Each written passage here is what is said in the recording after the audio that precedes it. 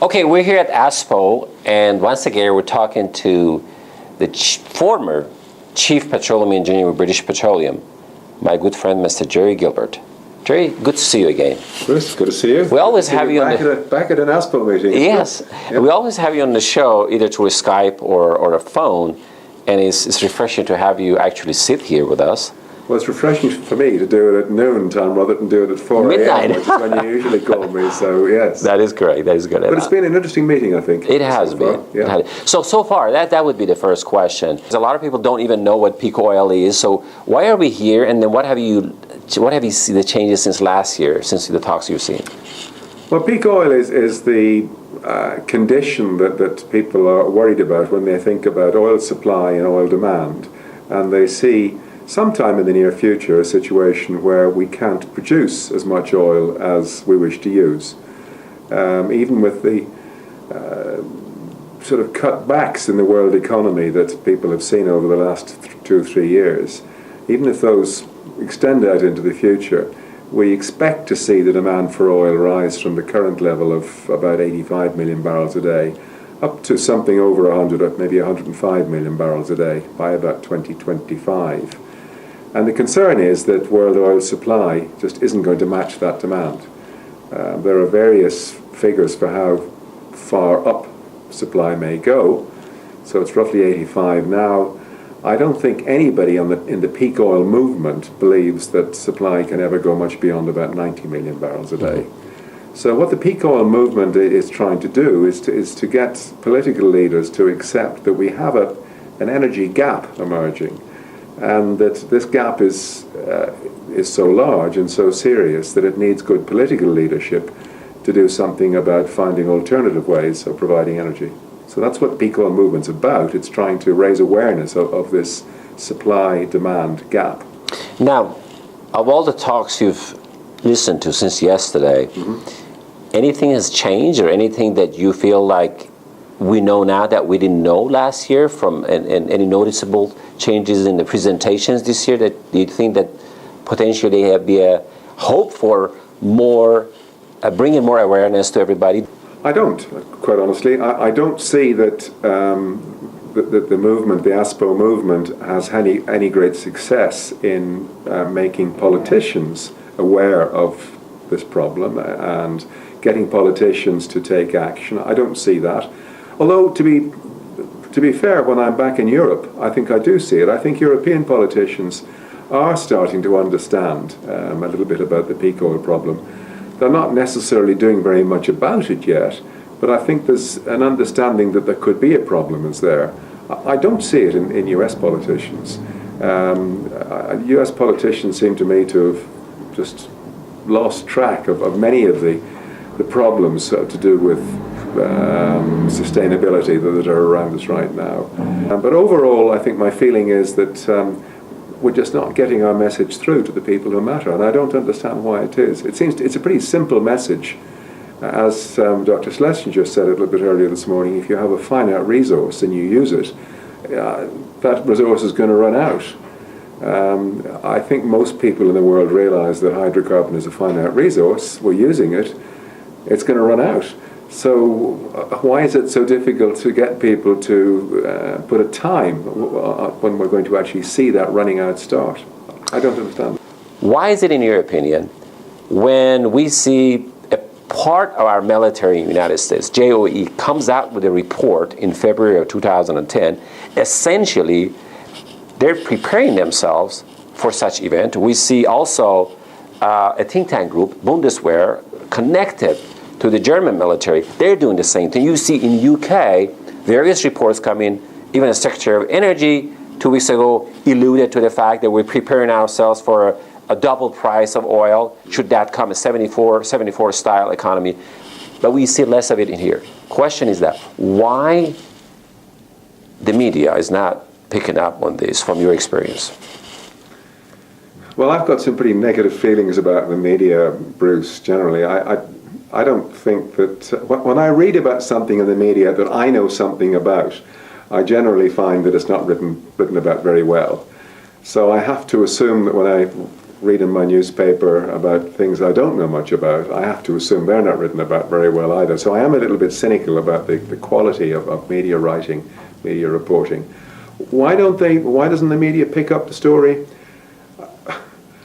I suppose it's a bad news story. I'm not sure that we like bad news stories. It's okay if the bad news is happening to somebody else. We like reading about huge plane crashes and all this sort of stuff. But do we want someone telling us that our kids may go hungry, that we may feel pretty cold because we can't warm our houses, that we may feel pretty miserable because we can't get gas to drive our cars to go and see our grandmothers? I'm not sure we want those sort of stories. And if we don't want those stories, then the media, they're out to sell their newspapers. So the media must be, the people who write for the media, the people who run television stations like yourself, must be aware that this is a potential problem. The fact that they don't report on it, I think, is probably because they don't think that their audience want to hear it. The media need to take perhaps a bit more responsibility for getting this story across. Yeah, perhaps it's an incredibly important it is an story. incredibly important story. But I think probably Dr. Schlesinger, or the former Secretary of Energy, probably said it best this morning. That he said it from a politician standpoint. He said they're going to do something if people are demanding it, and it's a problem of the day, not problem of tomorrow. Yeah. So if this is a problem of tomorrow, then even the CNN does not have any coverage. Let's go back. You and I did a show about the British Petroleum well in the Gulf of Mexico on our radio. And it was hot at the time. It was very hot. CNN was out there every day because the things happened already.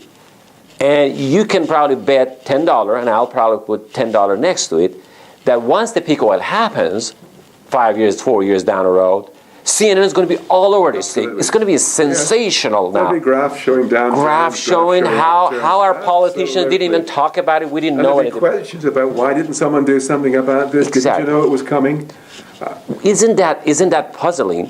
That at a time when you and I were, and I even mentioned that on our radio show, and I said, you said this will pass, which has already. Of course, it was a crisis of large magnitude, but the camera has moved away from there since then. And to be fair, since then, immediately at that point, I approached several large networks, and I just said, televisions, here's a challenge. And I make that example. If you were, right now, the reason we're having a leakage there potentially, because we're expecting our economy to grow, expecting more oil to come, as if everything is normal. And it's not. Would you like to take this issue? And I never got a response back. But so you're absolutely right. It is a dilemma how to get the message. And it is my hope that what we do at a limited scale is getting a lot of attention from our international audiences, but not large. It may be internationally, Bruce, you may be right, but what I see when I come to these ASPO meetings, and this is the fifth one, I think, fourth or fifth in the US and over the last 4 or 5 years, first of all, I see the same people here every year. Yes. So it doesn't look as though we're attracting any more sort of close adherents. Right. And secondly, I think, fewer people from the media. I see a little less interest. Especially this year, So it seems to me, despite the fact we're here in Washington, we're here in D.C., we're in the center of the universe as far as America is concerned, we're not getting that message out. Somebody asked at one of the sessions I was at, I think it was yesterday, what's needed before people start paying attention? And the answer from the speaker was chaos. I mean, something. The crisis. A crisis. Yes. And I think that's right. Until something happens which makes the oil price suddenly start shooting up again, and still something happens which means that when you have to queue for an hour to get to buy gas for your car, people aren't going to take an interest. They're not going to ask why. They're not going to say what's happening until a crisis of some kind, a mini crisis occurs. Hopefully it won't be a major one. But the problem is, as many people, Bob Hirsch in particular, have pointed out, that the time taken, once we recognize that we have a problem, the time taken to come up with even semi-viable solutions to that problem is something like 10, 12, 15 years. The problem is imminent. I mean, depending on who you talk to, it's this year, next year, within the next 4 or 5 years. Hirsch's 15 years is, we haven't started the clock running on it yet. So we're not thinking ourselves into a period when there's going to be a significant energy gap. And as I think I've said to you personally before, this is not going to hit America or Western Europe as hard as it's going to hit other parts of the world, where people just literally can't afford to pay any more for their energy. If gas, Marange, you at home, goes up $1 a gallon next week, you may grumble a bit, but you'll pay the extra $50 to fill your tank.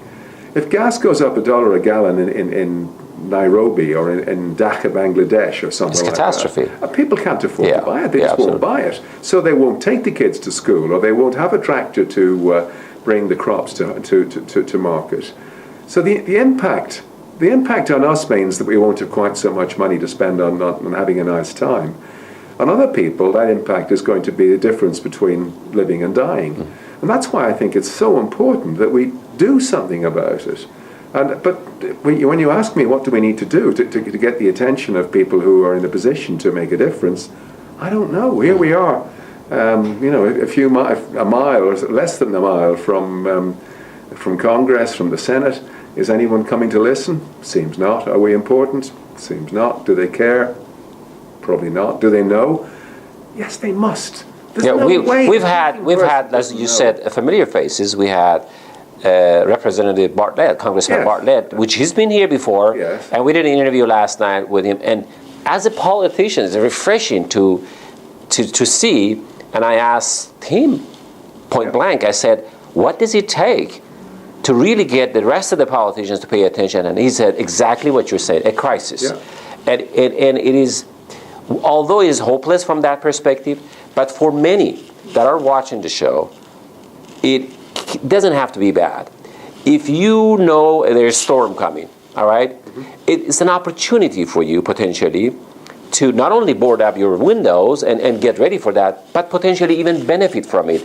But you need to be aware of it, and don't wait for the politicians, for the media, mass media, to warn you now. But there is an opportunity for them. I encourage them to look at your readings, the books that you write, the articles that you write, others write, and it's all on our websites. That go there and read for yourself. Come to that conclusion today, and then prepare yourself. What else would you tell them? I think I would tell them that the solution to filling this energy gap is too big for any individual to solve on his own. I mean, okay, a few of us can go and live out on the mountaintops and put up windmills and generate electricity and live out there for the rest of our lives. But there are 7 billion of us. We can't all do that. Yes. So this is bigger than any individual. This needs to be solved by governments. This needs to be, well, not solved, but it needs to be tackled by governments. We need countries to get together to make an impact on this problem. It's not you and I individually can solve it. You in particular can do something about making people aware of it. But the awareness is going to have to be translated into government action. The sums of money involved, the sort of actions involved are so huge that individuals on their own really can't do very much.